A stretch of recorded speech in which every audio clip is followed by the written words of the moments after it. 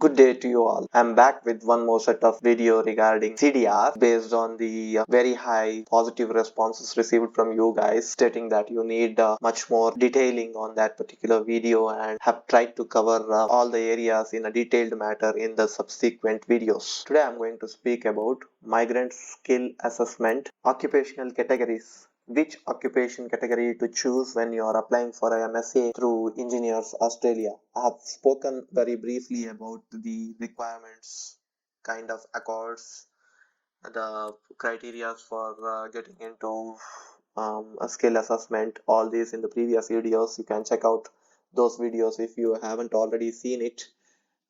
This video will be more specific to the kind of occupational categories which are there in Engineers Australia, and it's just a guide to help you out in choosing the right pathway.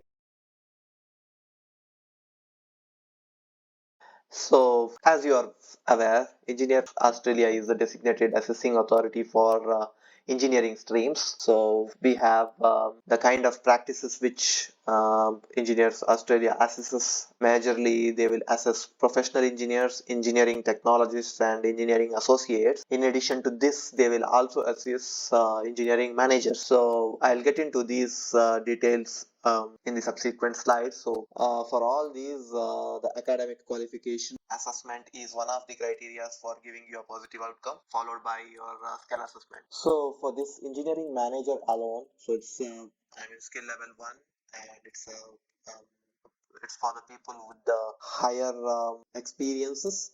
And over here for engineering manager alone, the skilled employment assessment is mandatory for all these three. You need not to give background about your employment. You need not to have a separate employment assessment done. But for engineering manager alone, you have to get this done. So the key differentiators, which one to choose, which one to not to choose. So it's quite a dilemma when a person goes in and sees which category I belong to. So based on the professions, now I've charted out all the four major professions available in the engineering stream. So professional engineer, engineering technologist, engineering associate, and engineering manager. So the key differentiators when you are opting to look at it is now IELTS or TOEFL or any of your English language tests. I've just put forth because IELTS being a very popular one. The LWRS score, that is listening, writing, reading, and speaking score, should be 6 each or above for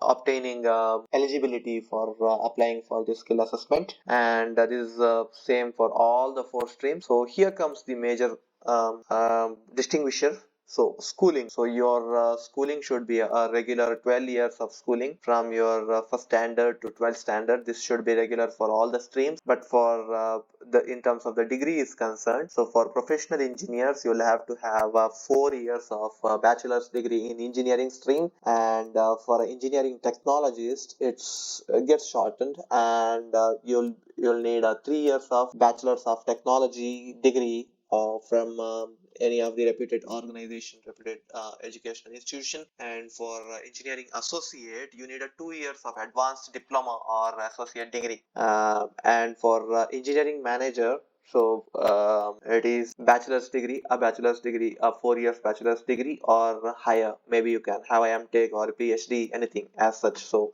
this is for the people with the much more high work experience, and I have already covered the schooling. So skilled employment assessment. So as I told you previously, this skilled employment assessment is optional for all these three, but for engineering manager it is mandatory. So just keep this in mind. So each streams, the skill levels is professional engineer rated as 1, engineering technologist also rated as 1. However, engineering associate is marked as skill level 2 based on the type of work they do, and engineering manager has been rated as skill level 1. So the applicable ANZCO codes for professional engineers, it is people with mechanical engineering, aeronautical engineers, agricultural engineers, biomedical, civil, chemical, electronics, electrical. So all the major engineering streams, people with 4 years of bachelor's degree and a relevant set of experience, maybe 4 to 6 years, fall under this category. Wherein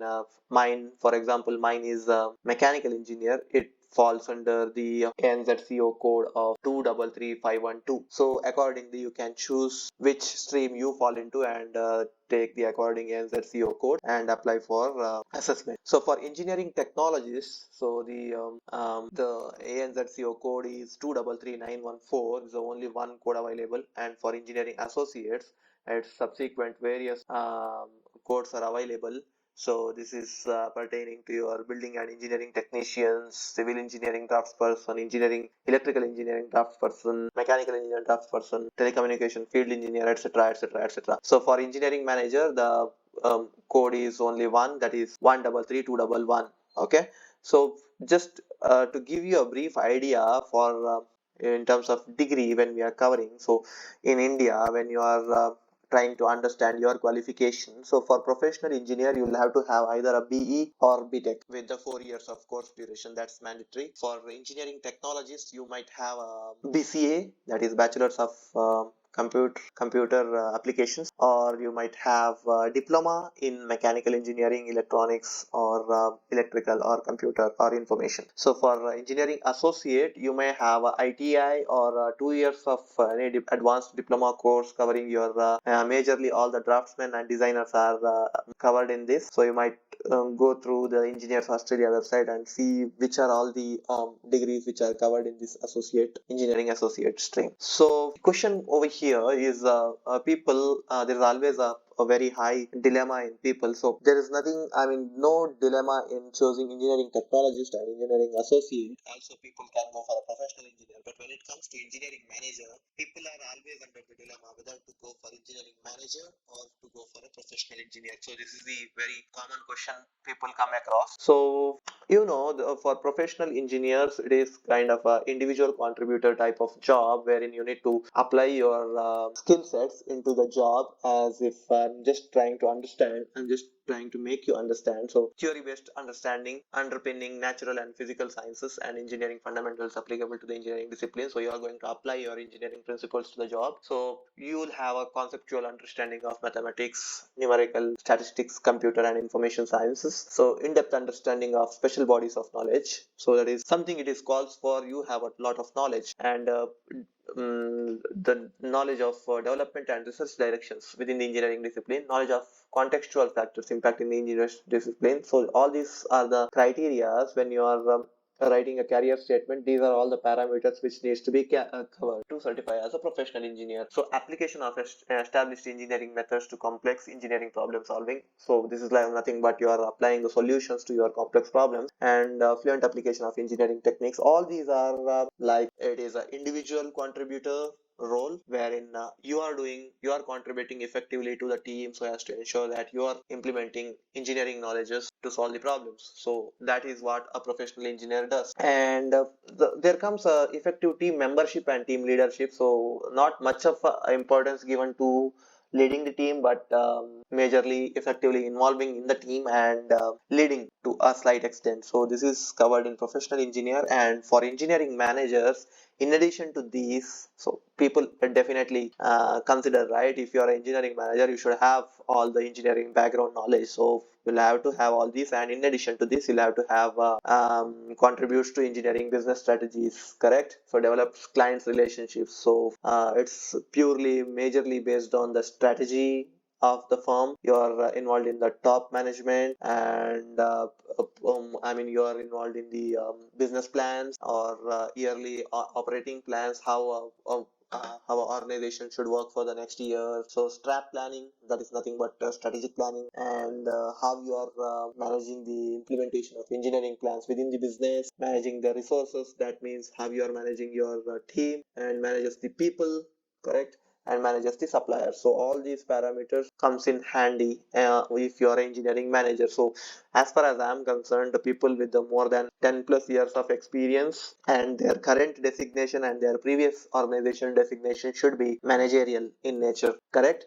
And all the reference letters given from your previous organizations when you are applying for a relevant skilled employment assessment should have your reference letter should have your designation mentioned as manager, and you should have a strong write-up wherein how you have managed your team, how you have managed your resources. Resources may be the kind of tool, maybe a Jira platform, maybe a agile platform, maybe you are given a set of tools to monitor your work environment, and how you are handling those, how you are handling people, how many people are under you, and theoretically you should have four direct reportees who in turn have four direct reportees each. So typically you are handling a team of 15 or 16 plus people, so that comes into picture.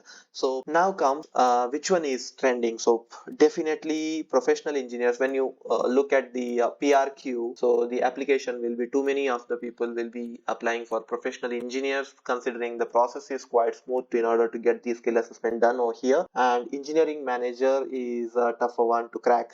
Correct. So you will be asked so many questions, and even if at all you have any deficiencies in your work experience, definitely they will rule you out as an engineering manager. They'll not give you that particular certification. So if you are confident enough, your job role is quite similar to engineering manager, and you are handling a team of 16 plus people, and you can have you have a career development write up wherein you can address saying that you have handled a lot of people, you have handled efficiently your resources, and you have many suppliers to handle too, in order to make sure that you are building the best supply chain strategy possible.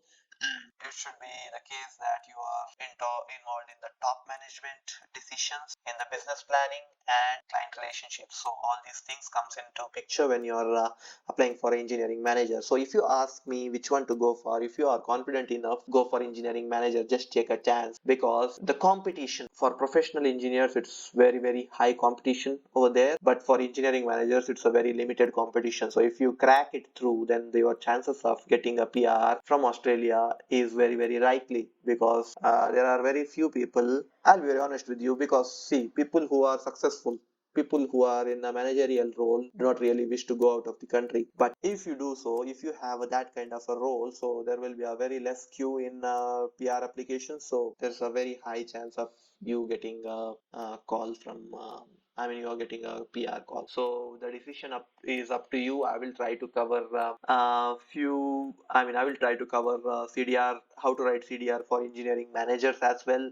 And I'll also go in detail about professional engineers and all the occupational listings over here, so as to ensure that you are getting up to speed, and you are very clear in your mind to which occupational category you would like to apply. So please do tuned for upcoming videos in this topic, and it will be worth watching and a lot more informative, and I'll ensure that you are becoming very clear in your head to which field to apply to, how to apply, or what are all the qualifying criteria. Everything I will cover detailed. I'll make detailed videos based on your requests, and I'll ensure that you're getting the necessary information which you seek in internet. So thank you so much. If you like our videos, please do like, share and subscribe, so that it reaches maximum people, and I'll see you soon. Have a good day.